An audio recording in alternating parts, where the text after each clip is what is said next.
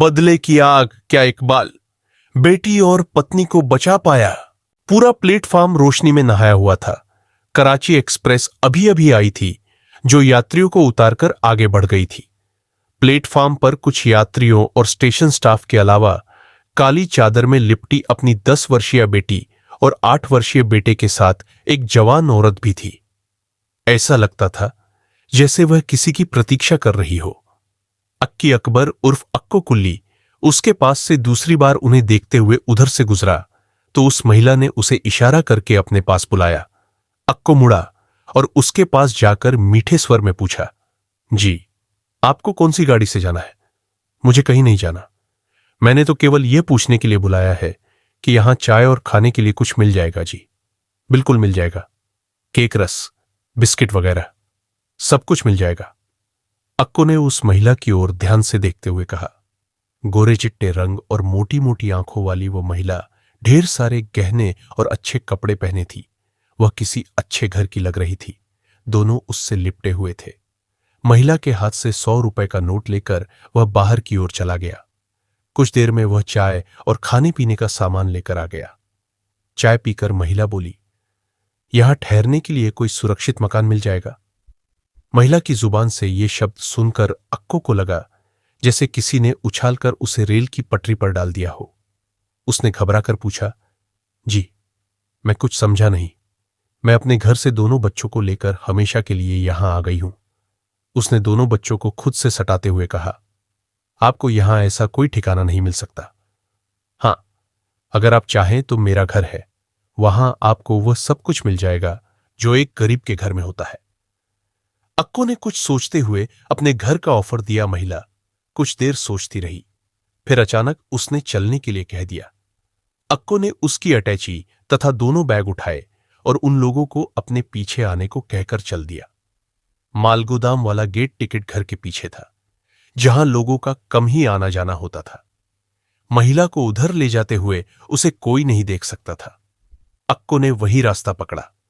बाहर आकर उसने एक ऑटो में सामान रखा और महिला के बेटे को अपनी गोद में लेकर अगली सीट पर बैठ गया। ऑटो चल पड़ा। रेलवे फाटक पार करके अक्को ने ऑटो वाले से टैक्सी वाली गली में चलने को कहा। उस गली में कुछ दूर चलकर रास्ता खराब था, जिसकी वजह से ऑटो वाले ने हाथ खड़े कर दिए। अक्को सामान उठाकर पैदल ही उन सबको अपने घर ले गया। दरवाजे पर पहुंचकर उसने आवाज लगाई। अम्मा, अंदर से कमजोर सी आवाज आई, आई बेटा। मां ने दरवाजा खोला।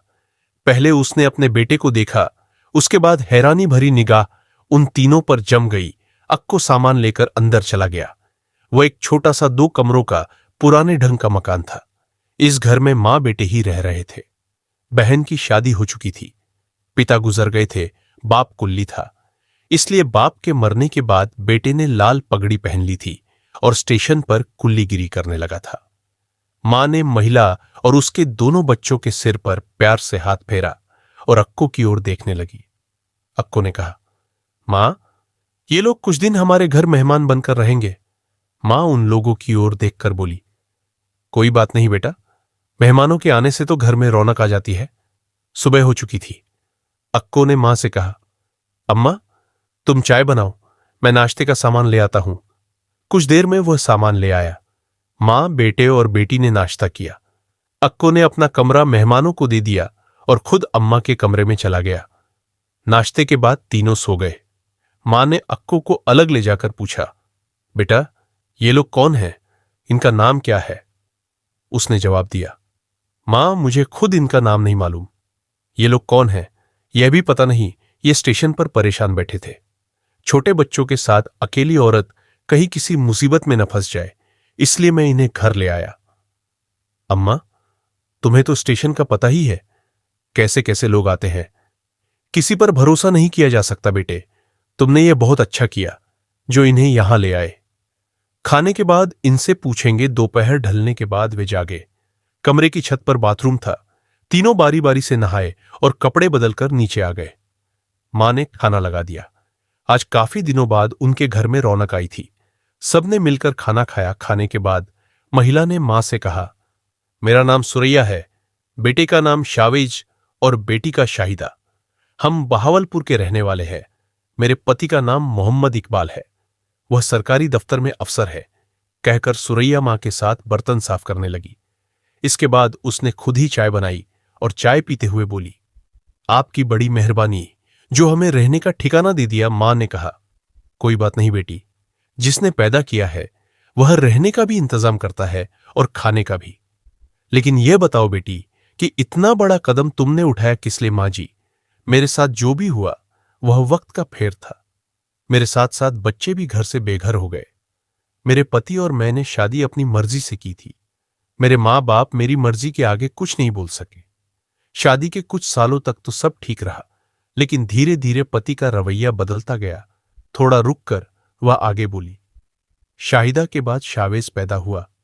इसके जन्म के कुछ दिनों बाद मुझे पता चला कि इकबाल ने दूसरी शादी कर ली है।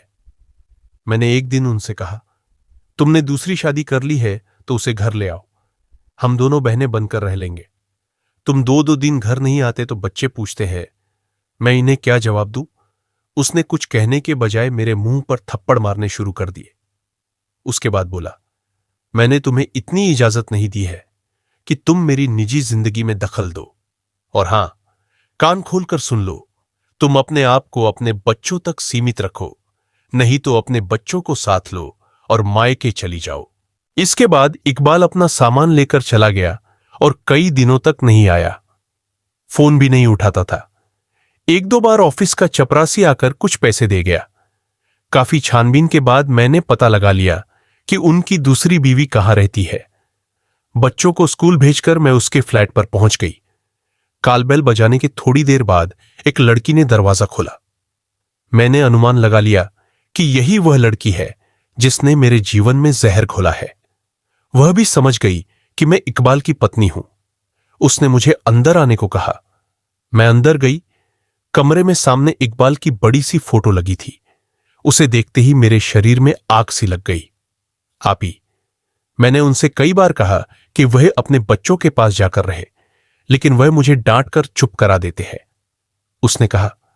इसके बाद उसने मुझे पीने के लिए कोक दी। मैंने उसके पहनावे पर ध्यान दिया। वह काफी महंगा सूट पहने थी और सोने से लदी थी। इससे मैंने अनुमान लगाया कि इकबाल उस पर दिल खोलकर खर्च कर रहे हैं, जबकि हमें केवल गुजारे के लिए ही पैसे देते हैं। उसने अपना नाम नाहिदा बताया। मैंने कहा, देखो नाहिदा, तुम इकबाल को समझाओ कि वह तुम्हें लेकर घर में आकर रहे। हम सब साथ साथ रहेंगे, बच्चों को उनकी बहुत जरूरत है। उसने कहा, आप ही मैं उन्हें समझाऊंगी। उससे बात करके मैं घर आ गई। जो आंसू मैंने रोक रखे थे वह घर आकर बहने लगे। शाम को इकबाल का फोन आया।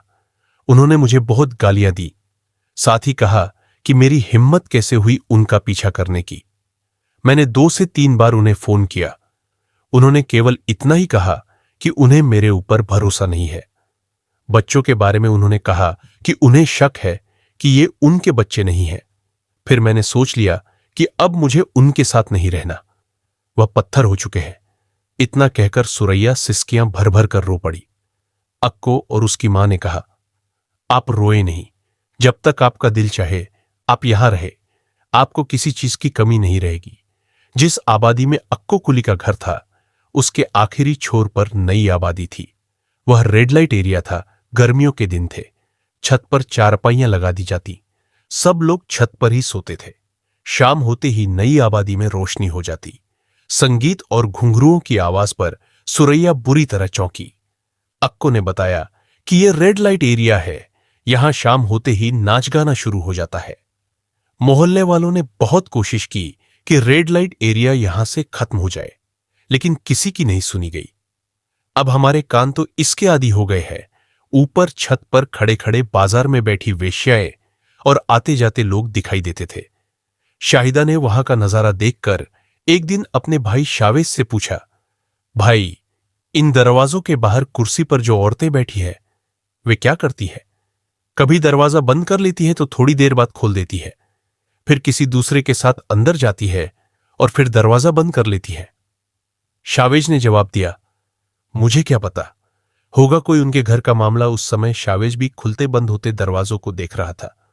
सुरैया भी यह सब रोजाना देखती थी, कुछ इस नजरिए से मानो कोई फैसला करना चाहती हो। जो पैसे वह अपने साथ लाई थी धीरे धीरे वे खत्म हो रहे थे। बस कुछ जेवरात बाकी थे, जिनमें से एक लॉकेट और चेन बिक चुकी थी। एक दिन अक्को कुली और सुरैया छत पर बैठे दीवार के दूसरी ओर उन दरवाजों को खुलता और बंद होते देख रहे थे। तभी सुरैया ने पूछा, अक्को, धंधा करने वाली इन औरतों को पुलिस नहीं पकड़ती? अक्को ने बताया कि उन्हें सरकार की ओर से धंधा करने का लाइसेंस दिया गया है। उन्हें लाइसेंस की शर्तों पर ही काम करना होता है। सुरैया ने पूछा, अक्को, क्या तुम कभी उधर गए हो? एक आध बार अनजाने में उधर चला गया था, लेकिन तुम ये सब क्यों पूछ रही हो? अक्को ने आश्चर्य से पूछा। सुरैया कहने लगी, मेरे अंतर्मन में एक अजीब सी लड़ाई चल रही है। मैं इकबाल को यह बताना चाहती हूं कि औरत जब बदला लेने पर आ जाए तो सभी सीमाएं लांघ सकती है। मैं कुछ समझा नहीं। अक्को चौंका। मैं इस बाजार की शोभा बनना चाहती हूं। तुम्हारा दिमाग तो खराब नहीं हो गया है? अक्को ने साधिकार उसे डांटते हुए कहा। अक्को, तुम मेरे जीवन के उतार चढ़ाव को नहीं जानते। मैंने इकबाल के लिए अपना सब कुछ दांव पर लगा दिया, उसकी खूब सेवा भी की और इज्जत भी बनाकर रखी, लेकिन उसने मुझे क्या दिया? सुरैया की आवाज भर्रा गई। अक्को ने उसे सांत्वना देकर पूछा, तुम अपनी सोच बताओ, फिर मैं तुम्हें कोई सलाह दूंगा। वह कुछ सोचकर बोली, मैं शाहिदा को नाचना गाना सिखाना चाहती हूं। अक्को कुछ देर सोचता रहा, फिर बोला, अच्छा, मैं इस बाजार के चौधरी दारा से बात करूंगा। अगले दिन उसने दारा से बात करके सुरैया को उससे मिलवा दिया। शाहिदा के भोलेपन, सुंदरता और सुरैया की भरपूर जवानी ने दारा के दिल पर भरपूर वार किया। उसने चालाकी से अपना घर उनके लिए पेश कर दिया और थाने जाकर सुरैया और शाहिदा का वेश्या बनने का प्रार्थना पत्र जमा कर दिया। कुछ ही दिनों में मां बेटी ने उस इलाके के जाने माने उस्तादों से नाचने गाने की ट्रेनिंग ले ली। पहली बार मां बेटी सज धज कर कोठे पर बैठी तो लोगों की भीड़ लग गई। शाहिदा की आवाज में जादू था। फिर पूरे बाजार में यह बात मशहूर हो गई कि यह किसी बड़े घर की शरीफ लड़की है जिसने अपनी इच्छा से वेश्या बनना पसंद किया है। दारा चूंकि शाहिदा को अपनी बेटी बनाकर कोठे पर लाया था, इसलिए दोनों की इज्जत थी। पूरे शहर में शाहिदा के हुस्न के चर्चे थे। देखते देखते बड़े बड़े रईसजादे उसकी जुल्फों में गिरफ्तार हो गए। जब शाहिदा अपनी आवाज का जादू चला तो नोटों के ढेर लग जाते। उसके एक ठुमके पर नोट उछल उछल कर दीवारों से टकरा कर गिरने लगते।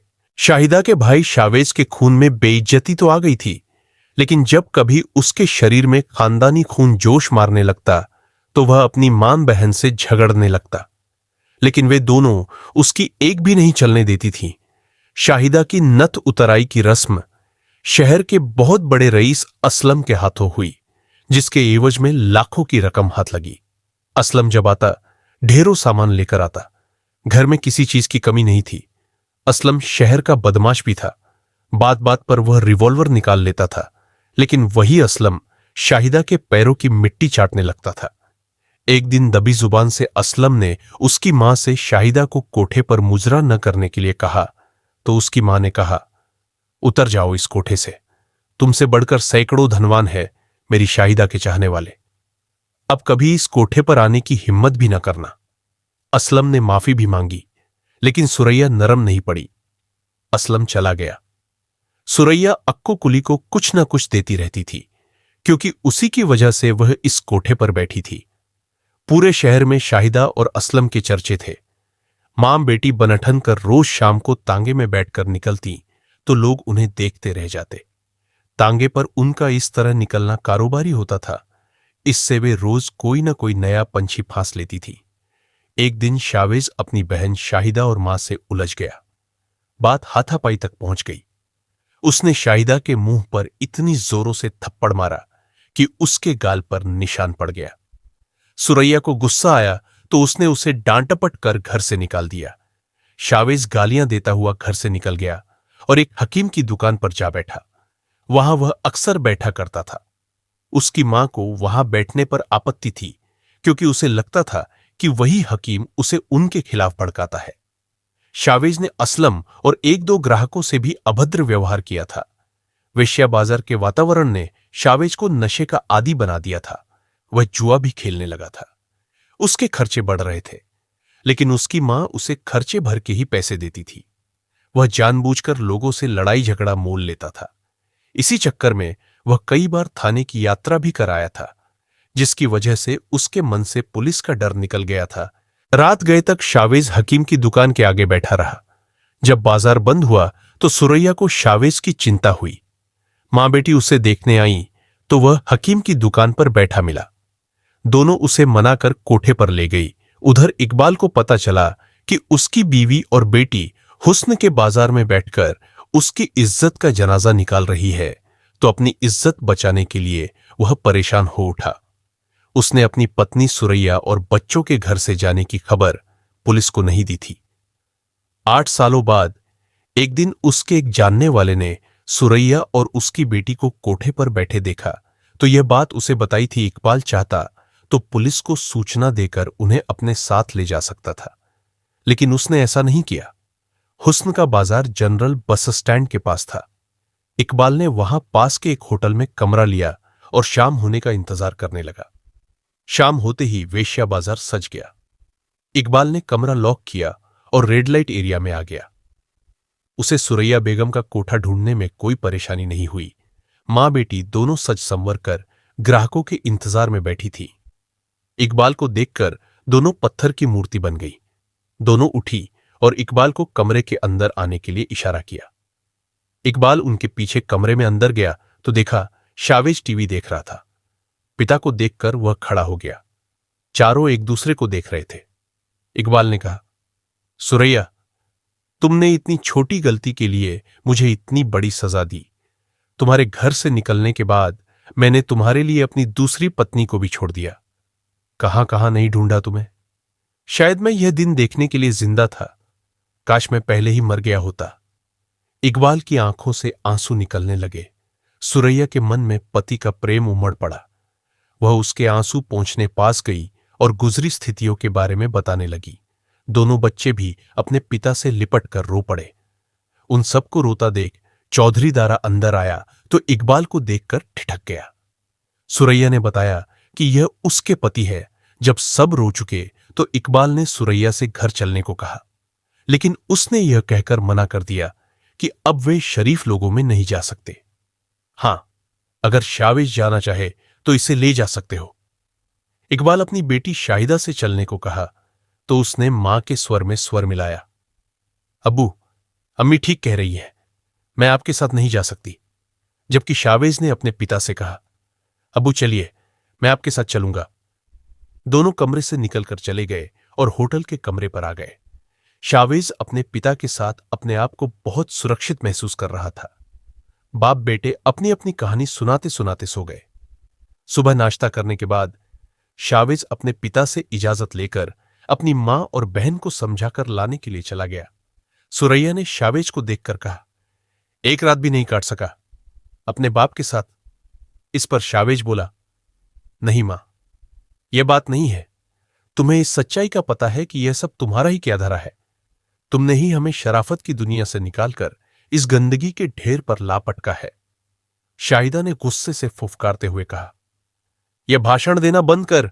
अगर यहां रहना है तो शराफत से रह, नहीं तो अपना बोरिया बिस्तर उठा और जा। यहां से तू अपनी बकवास बंद कर। मैं अम्मा से बात कर रहा हूं। यह ठीक कह रही है शावेज।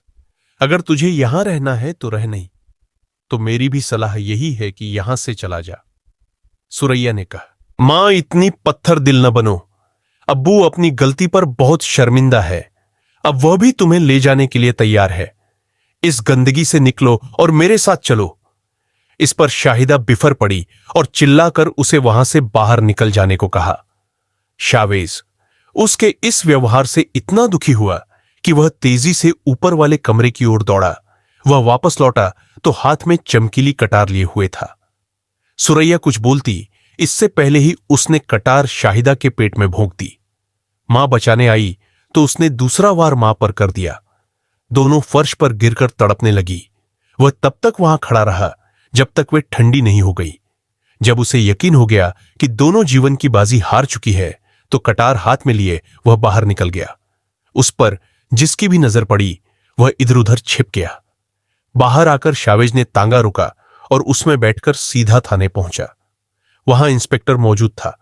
शावेज ने खूनसनी कटार इंस्पेक्टर की मेज पर रखकर अपनी मां और बहन की हत्या के बारे में बताकर अपना अपराध स्वीकार कर लिया।